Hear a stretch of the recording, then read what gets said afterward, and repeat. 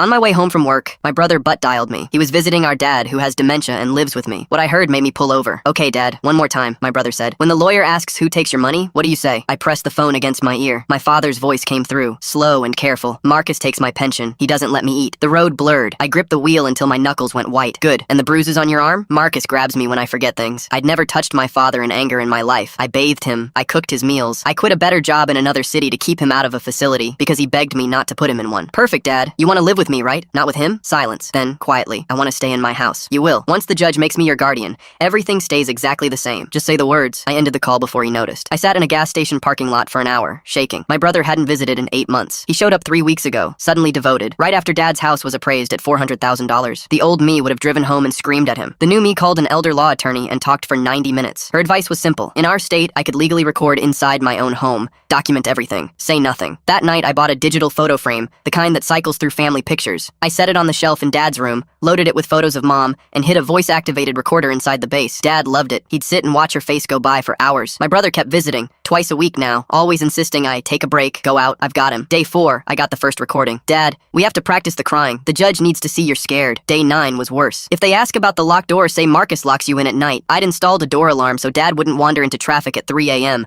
He was twisting my father's safety into my crime. Day 13, I nearly broke. My father's voice confused and small. "But Marcus is good to me. I don't remember him hurting me." "That's the disease talking, Dad. It happened. Trust me." He was using my father's dementia as a weapon against him, rewriting his memories in real time. Day 17, the recording that changed everything. My brother on the phone with someone. "Once I'm guardian, the house goes on the market within a month. He'll adjust to the facility." "They all do." "No, Marcus gets nothing. He's not on the deed." I know. Easiest 400 grand of my life." The guardianship hearing came. My brother wore a gray suit and a concerned expression. His lawyer called my father to the stand. Dad shuffled up, gripping the railing, and recited it all. The pension, the bruises, the locked door. His rehearsed tears were the worst thing I've ever watched. The judge's face darkened at me. I felt the whole courtroom decide I was a monster. Then my attorney stood. "Your Honor, we submit audio recordings, legally captured in my client's own home, documenting 17 days of witness coaching." My brother went rigid. The judge reviewed the files in chambers and came back with a face like granite. He played them aloud. "The judge needs to see you're scared." Gasps. "That's the disease talking, Dad. It happened." Someone behind me whispered, "Oh my God." Then the last one. "Easiest 400 grand of my life." My brother's lawyer asked for a recess. The judge refused. He denied the guardianship petition,